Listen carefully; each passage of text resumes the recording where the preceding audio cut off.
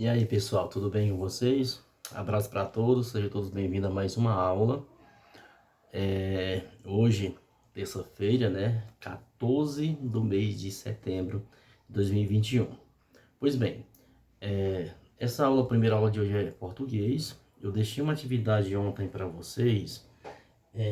Essa atividade para vocês responderem, né? Para vocês era um texto. Nesse texto vocês iriam fazer a leitura e em seguida iria responder. Então vamos fazer primeiro a correção dele e depois vamos para a aula de hoje, tá?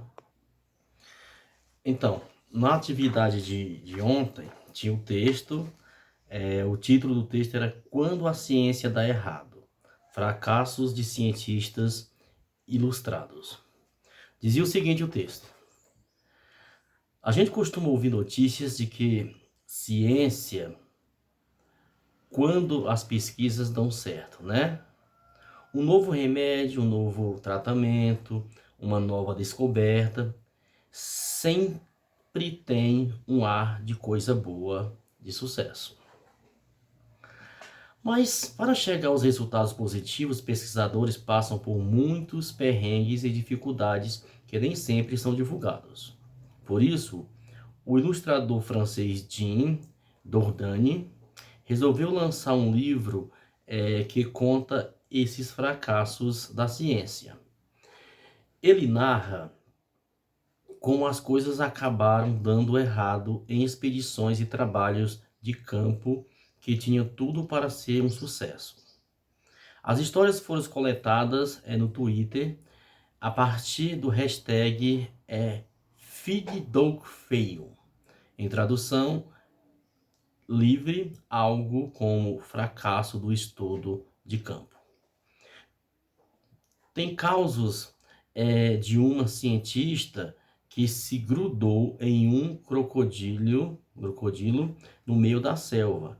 Gente que caiu em uma poça de lama, depois de observar macacos, tocar rock para atrair ou espantar leões e outras coisas engraçadas.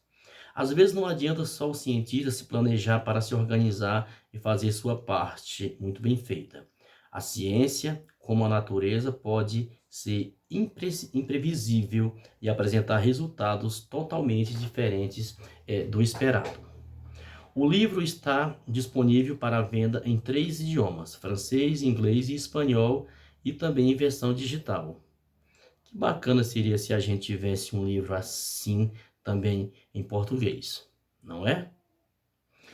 Bom, então aqui nós temos um texto da Verônica Soares. Aí tinha as questões. A primeira questão: na passagem sempre, tá até grifado aí, sempre, tem um ar de coisa boa, de sucesso.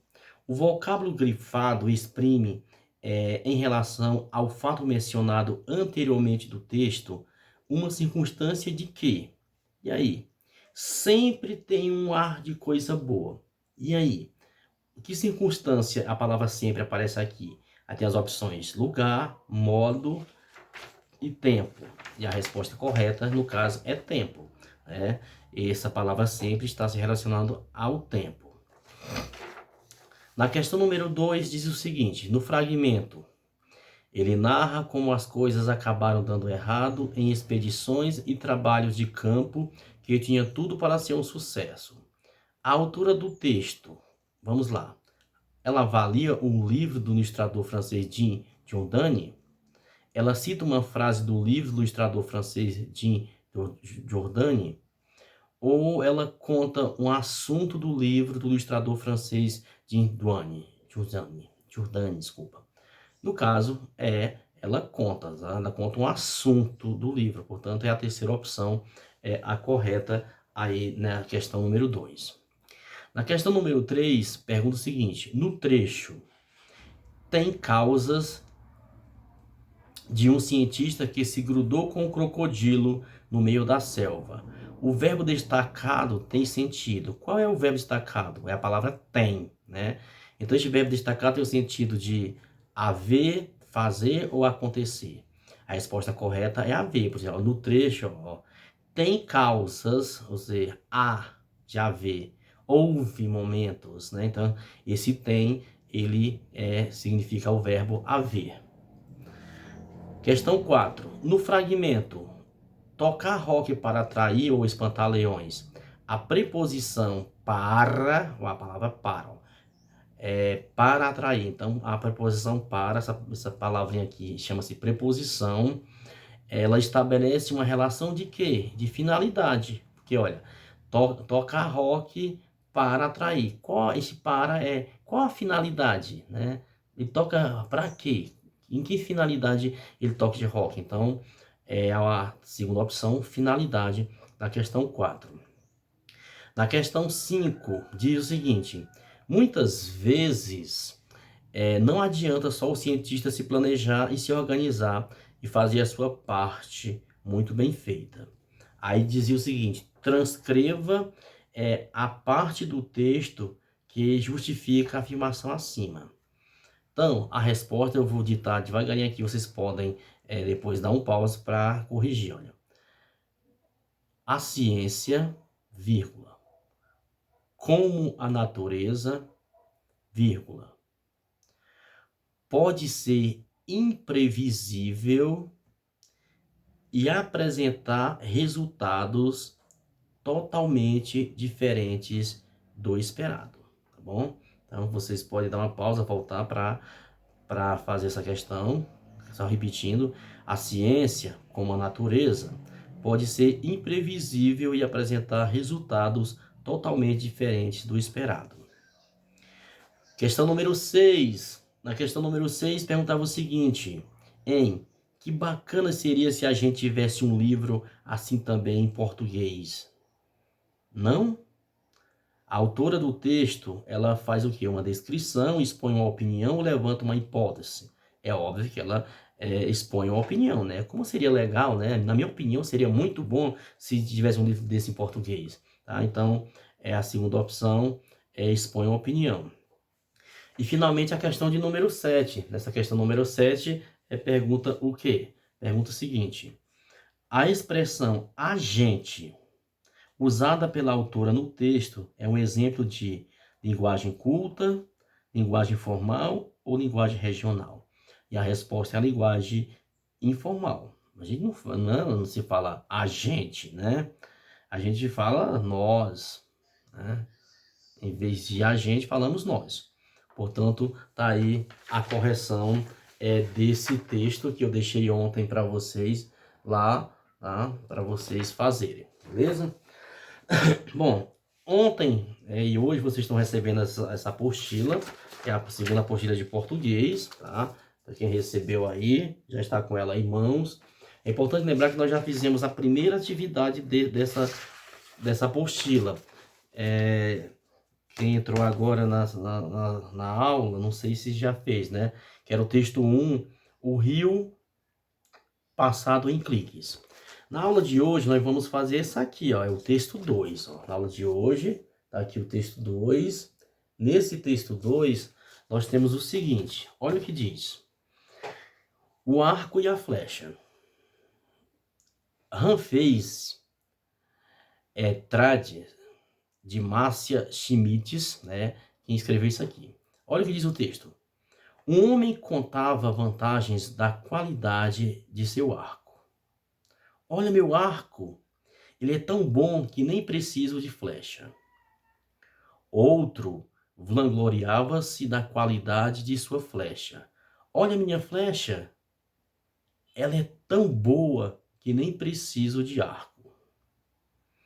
Nesse momento passava um mestre arqueiro que parou e disse aos dois contadores de prosa: o que estão falando não tem sentido.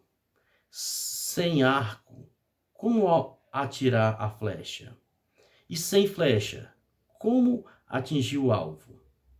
Ele pediu então emprestado o arco e a flecha e começou a ensinar aos dois a arte do arco e da flecha. Só então os dois faladores compreenderam pela primeira vez que um arco precisa de uma flecha e uma flecha precisa de um arco. Bom, esse texto que você acabou de ler, gente, é um dos contos chineses, para crianças. Então, se quiser, tem vários outros aqui, tem um site bem abaixo. Pois bem, aí tinha atividade aqui, né? Essa atividade é para você fazer no caderno, tá? Faça no caderno, que diz o seguinte: agora responda em seu caderno. No último parágrafo, qual é a imagem que o mestre arqueiro transmite para os dois homens? O último parágrafo, é o último parágrafo aqui que diz. Quando diz: só então os dois compreenderam pela primeira vez que o arco precisa de uma flecha e a flecha precisa de um arco, né? Questão número 2. No trecho, ele é tão bom que nem preciso de flecha. O termo destacado, né, ou seja, o termo ele, se refere a que palavra do texto? Ele o quê? Este ele está falando de quem? Está substituindo uma palavra. Esse é um pronome, que o pronome ele tem a função de substituir o substantivo, né? Ele quem? Qual o papel da palavra destacada? Acabei até de falar já, né? Questão número 3. No trecho, o que estão falando não tem sentido. Letra A. A que ideia a expressão o que está se referindo? E letra B, por que o mestre arqueiro faz esse comentário? Pois bem, então essa veja, a aula curtinha e tudo, fizemos a correção da aula de ontem, e vocês irão ler esse texto 2, né? E irão fazer no caderno, responder no caderno, tá bom, gente? Então, essa é a aula de português. Daqui a pouquinho eu estarei enviando para vocês a aula de matemática, tá bom? Um abraço, tchau, tchau.